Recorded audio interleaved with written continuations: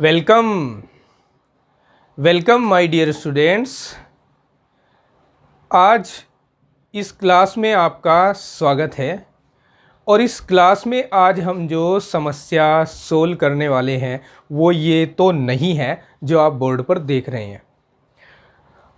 आज की ये जो समस्या है हमारी, जिसको स्टूडेंट्स ने सामने रखा है, वो ये है कि सर पढ़ाई में मन नहीं लगता, ज़्यादा देर तक पढ़ नहीं पाते हैं। कोई कोई बच्चे तो बिल्कुल भी नहीं पढ़ते, स्कूल जाते हैं आ जाते हैं, जाते हैं आ जाते हैं, बस यही चलता रहता है। अब समस्या क्या है? समस्या दरअसल सबसे बड़ी जो है वो है हमारा ये दिमाग, ये माइंड। ये माइंड जो है हमारा, ये हमें हमेशा इधर उधर के फालतू कामों में लगाए रखता है, भटकाए रखता है। पढ़ाई की ओर तो ये जाने ही नहीं देता कमबख्त। अब इसका करे क्या? इसके बिना तो हम पढ़ाई भी नहीं कर सकते ना, और यही हमें पढ़ाई करने नहीं देता। तो इसका करे क्या?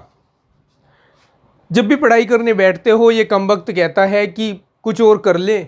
सारे काम जितने भी इधर उधर के हैं वो पढ़ते टाइम ही याद आते हैं। जब पढ़ने बैठोगे तभी आपके 1000 काम याद आ जाएंगे कि ये भी काम करना है, वो भी करना है, चाचा के घर भी जाना है, बुआ के घर भी जाना है, उससे भी मिलना है, इससे भी मिलना है। तमाम काम तभी याद आएंगे और अगले ही पल में क्या होगा कि आप अपनी किताबों को छोड़ेंगे और खड़े हो जाएंगे कि छोड़ो, आज मन नहीं लग रहा, कल कर लेंगे।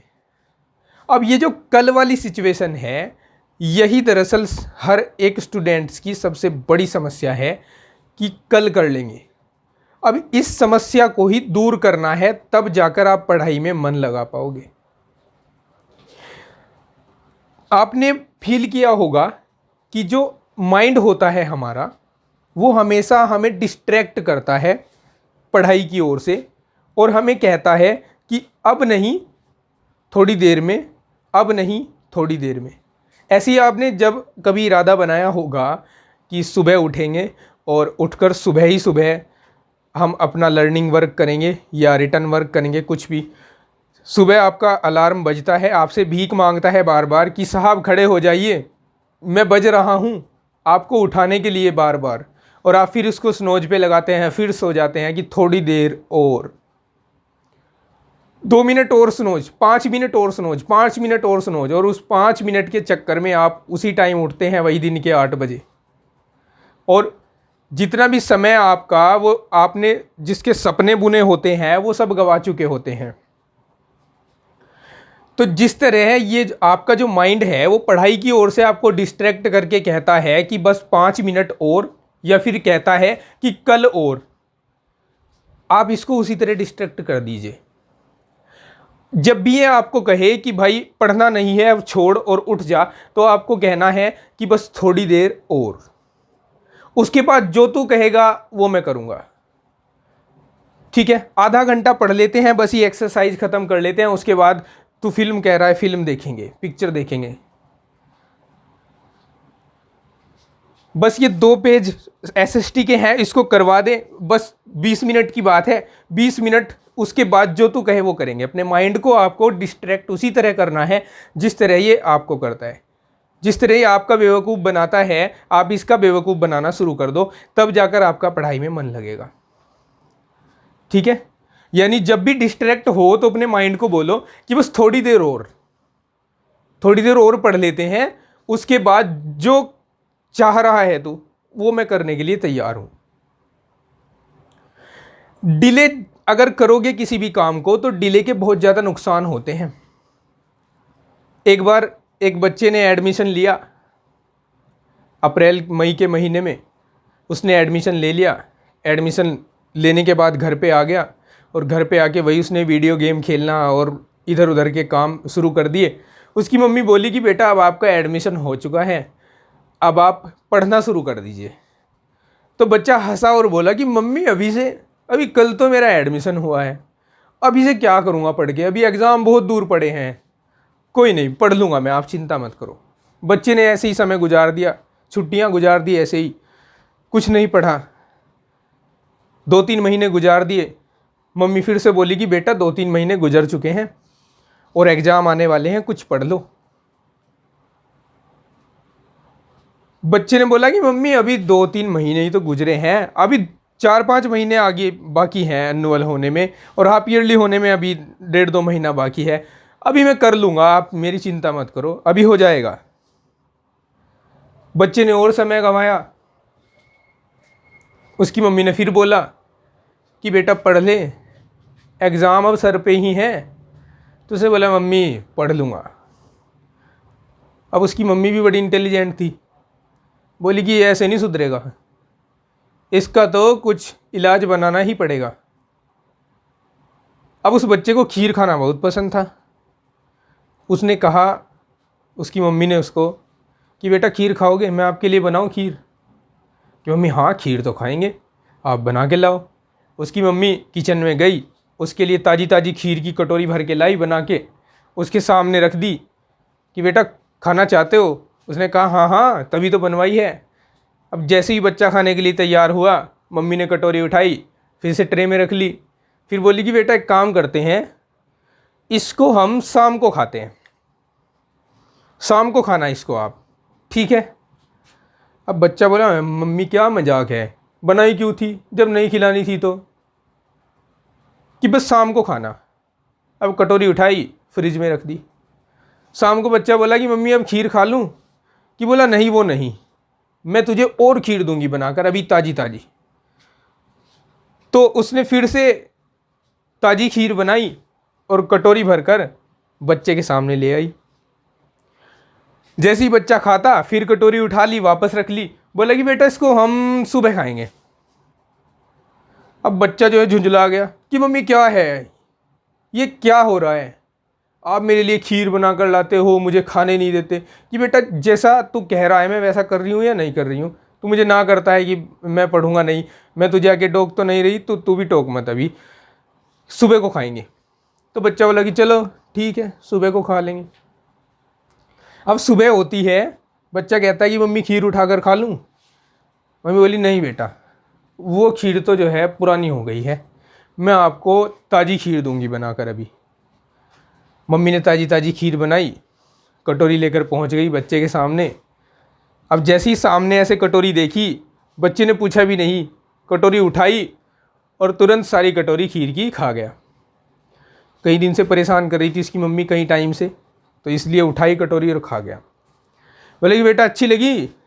बोला यहाँ हाँ मम्मी बढ़िया, मज़ा आया। कि अभी वो फ्रिज में कल की कटोरी भी रखी है शाम की, वो भी खानी है? कि हाँ हाँ लेके आओ खाते हैं। अब बच्चे ने आधी कटोरी खाई और अटक गया बीच में आधी कटोरी खाकर। बोला कि मम्मी अब तो जो है ना पेट भर रहा है, अब मैं नहीं खा सकता। अब मम्मी ने आंखें दिखाकर गुस्से से कहा कि खा, नहीं तो अब पीटेगा। तो बच्चे ने जोर ज़बरदस्ती से वो दूसरी कटोरी खीर की खा ली। जैसी दूसरी कटोरी खीर की खाई, उसकी मम्मी ने पूछा भर गया पेट? कि मम्मी हाँ भर गया। कि अभी एक और रखी है कल दोपहर वाली, वो भी खानी है? उसकी मम्मी ने कटोरी उठाई और उसके सामने ले आई। अब बच्चा की मम्मी जान लेने वाली हो क्या, आज जान लोगी? कि नहीं खानी पड़ेगी, खा अभी खा। अब बच्चा तीसरी कटोरी से एक चम्मच भी नहीं खा पाया और आत्मसमर्पण कर दिया कि मम्मी ये देखो हाथ खड़े हैं, कुछ भी कर लो, मेरे से ये तीसरी कटोरी खाई नहीं जाएगी। उसकी मम्मी ने बड़ा अच्छा सा एग्जाम्पल दिया कि बेटा यही तो मैं तुझे समझाने की कोशिश कर रही हूँ साल भर से, कि जैसे तू कह रहा है कि मम्मी लास्ट टाइम पर पढ़ लूँगा सब, तो वो तेरा भ्रम है। लास्ट टाइम पर तू सब कुछ नहीं पढ़ पाएगा, जैसे पूरी खीर नहीं खा पाया पूरा पढ़ भी नहीं पाएगा। तो इसीलिए अगर डिले करोगे अपने काम में तो आप 100% कुछ ना कुछ छोड़ कर आओगे। और आजकल ज़माना जो है वो आप देख सकते हैं कितना कंपटीशन है चारों ओर, कितना कंपटीशन है। मेरिट लिस्ट में नाम तक नहीं आता है कहीं पर, अगर एडमिशन लेने लगो ग्रेजुएशन में और आपके 70% भी हैं तो मेरिट लिस्ट में नाम नहीं आता कहीं पे।